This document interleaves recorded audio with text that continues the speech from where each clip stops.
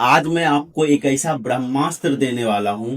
अगर आपने इसको सही से समझ लिया एंड इसको अप्लाई कर लिया, उसके बाद आप प्रॉफिटेबल नहीं होगे, ऐसा इम्पॉसिबल है।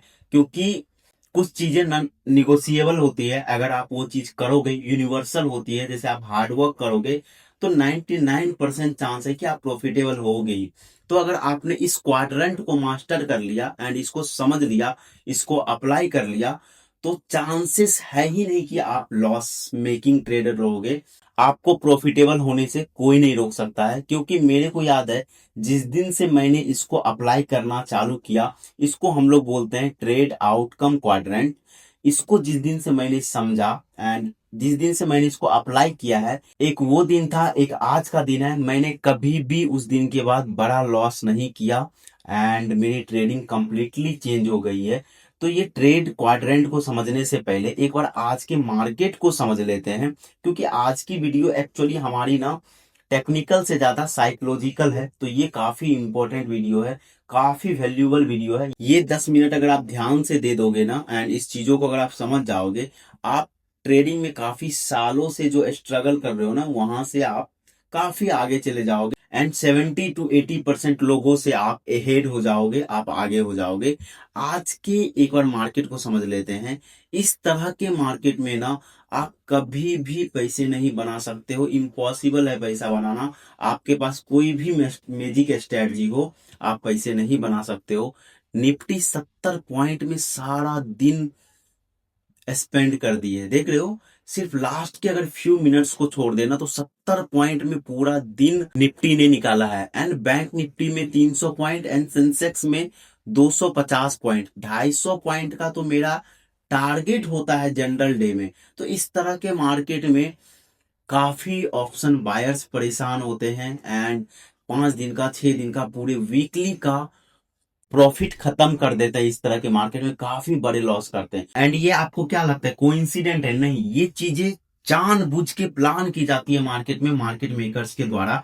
आप जो ये देख रहे हो ना, इस टाइम पे मोमेंटम स्लो होना, कल है निफ्टी एंड बैंक निफ्टी की एक्सपायरी, तो प्रीमियम ऑलरेडी डीके होता है एंड मार्केट पूरा साइडवेज हो गया, तो और भी आपको डीके हो गया। एंड एक चीज मैं आप लोग को और दिखाता हूँ, वीक्स भी आज अपने हाई से ऑलमोस्ट देखो, ऑलमोस्ट क्रैश करते आइए कंटिन्यू। 8.5% वीक्स क्रैश का मतलब आप समझते हो?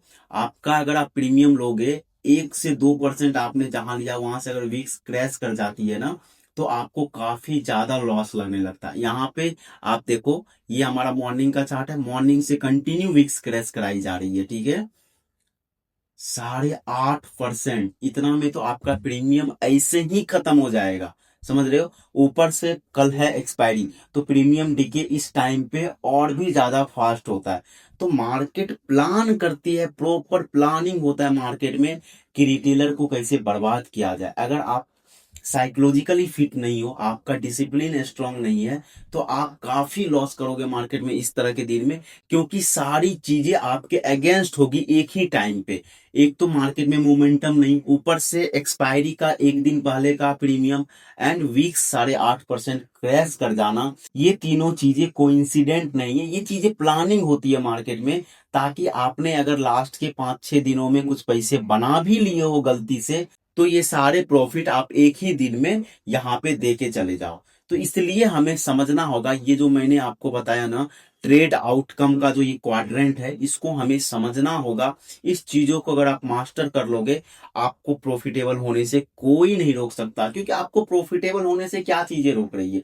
आपकी स्ट्रेटजी थोड़ी रोक रही है। आपको प्रॉफिटेबल होने से ये बड़ा लॉस जो आता है ना, ये चीजें रोक रही है। और जो आपका डिसिप्लिन जो खराब होता है ना, वो चीजें रोक रही है। तो ये क्वाड्रेंट में मैं आपको क्या समझाना चाह रहा हूं, कोई भी आप ट्रेड लोगे ना, तो उसके 4 आउटकम होते हैं, ठीक है।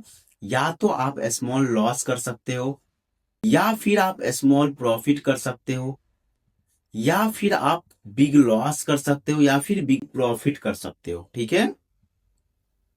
ये 4 आउटकम के अलावा आप कुछ भी और नहीं कर सकते। मार्केट में कोई भी ट्रेड लोगे तो यही 4 आउटकम में से कुछ एक आएगा आपके पास, है ना। आप तीन चीजें जितनी मन उतनी करो, स्मॉल लॉस करो, स्मॉल प्रॉफिट करो, बिग प्रॉफिट करो, ठीक है, बट आपको एक चीज नहीं करना है।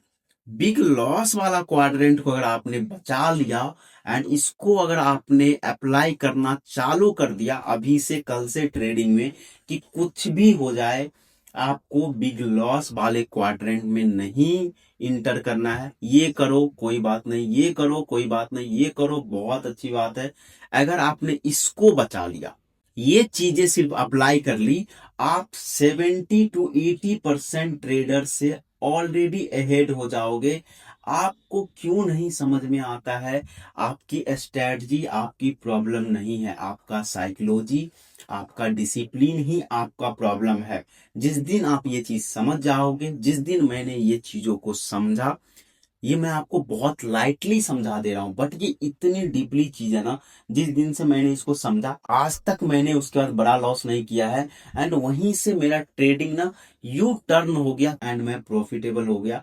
तो आप लोग को ये चीजें करना है। आज मार्केट में बताने के लिए बहुत सारी चीजें नहीं थी, आज मार्केट ऐसे ही टाइम पास किया है, तो मैंने सोचा आप लोग को आज थोड़ा साइकोलॉजिकली कुछ अच्छा दे दूं जिससे आप लोग को बहुत हेल्प मिल जाए। तो and this is the one thing जिसने मुझे काफी हेल्प की थी प्रॉफिटेबल होने में। आज खुद से एक प्रॉमिस करो कि नो मैटर व्हाट, ठीक है, आपको कितना भी दिख रहा हो कि मार्केट इस लेवल से गिर जाएगा, इस लेवल से गिर जाएगा, अगर आपका एसएल आता है आप एसएल दोगे, आप उसको एवरेज नहीं करोगे। आप खुद से प्रॉमिस करो कि कुछ भी हो जाए मेरे को नेक्स्ट 22 सेशन बिग लॉस नहीं देना है, ठीक है।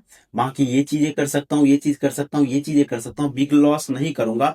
आप ये 22 ट्रेडिंग सेशन के बाद देखोगे आपको सारी चीजें आती थी मार्केट में। आपका प्रॉब्लम कभी स्ट्रेटजी था ही नहीं, ठीक है, आपकी प्रॉब्लम थी आपकी साइकोलॉजी, आपका डिसिप्लिन। जिस दिन आपने डिसिप्लिन को मेंटेन करके बड़े लॉस को देना बंद किया ना, ठीक है, आप वहां से देखोगे कि आपको अब दिखने लगेगा कि आप प्रॉफिटेबल हो सकते हो।